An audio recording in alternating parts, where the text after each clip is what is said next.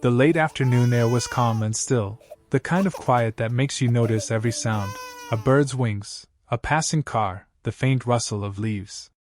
Officer Daniel Hayes sat behind the wheel of his patrol car, parked at the edge of Maplewood Street, absent-mindedly sipping cold coffee while watching the neighborhood kids chase a soccer ball.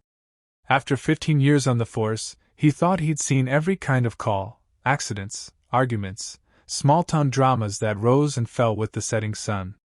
But that evening, everything changed when he saw a tiny figure running toward his car from the far end of the street, barefoot and sobbing, her cries echoing off the quiet houses.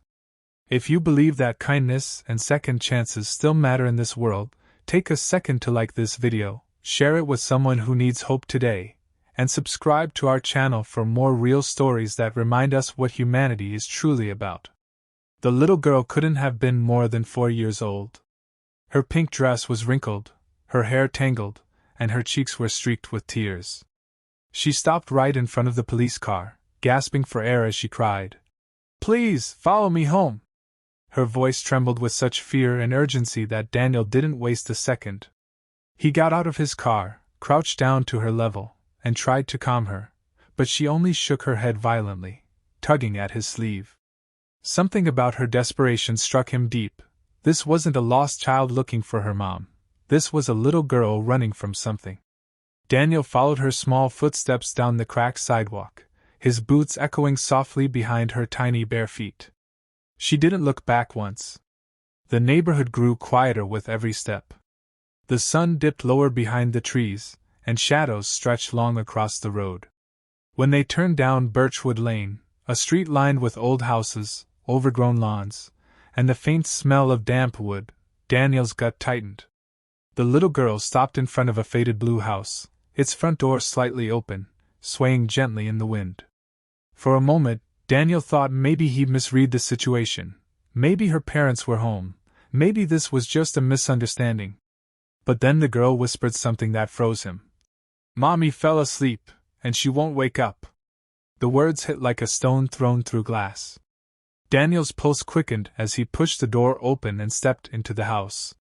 The air inside was still and heavy, the faint hum of a refrigerator filling the silence. Toys were scattered on the living room floor: dolls, crayons, half-eaten cereal. The television flickered with static light, and on the couch, a young woman lay motionless, her arm hanging loosely over the side. Daniel rushed to her, checking for a pulse. His heart sank. She was alive, barely. A small bottle of prescription pills lay spilled beside her. Without thinking, he grabbed his radio, calling for paramedics.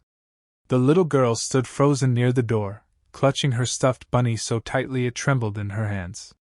Daniel could see her lips quivering, confusion and terror written across her tiny face. "It's okay," he whispered softly, trying to sound calm even though his voice shook. "Help is coming." Within minutes, flashing lights painted the quiet street. Paramedics rushed in, working quickly as they lifted the young woman onto a stretcher. The little girl tried to run to her mother, but Daniel caught her gently in his arms. "They're going to help her," he murmured, holding her as she buried her face against his chest. Her small sobs soaked through his uniform. And in that moment, something inside him broke open, a memory he'd buried for years. 5 years earlier, Daniel had lost his wife, Emily, to the same struggle. The pills had been prescribed for anxiety after childbirth, and when the doses blurred together, it spiraled out of control. Their daughter, Mia, had been 3 when Daniel found her sitting beside her mother's body, asking why Mommy wouldn't wake up. That day had shattered him. He promised himself he'd never forget what it looked like when a child lost their innocence in a single afternoon.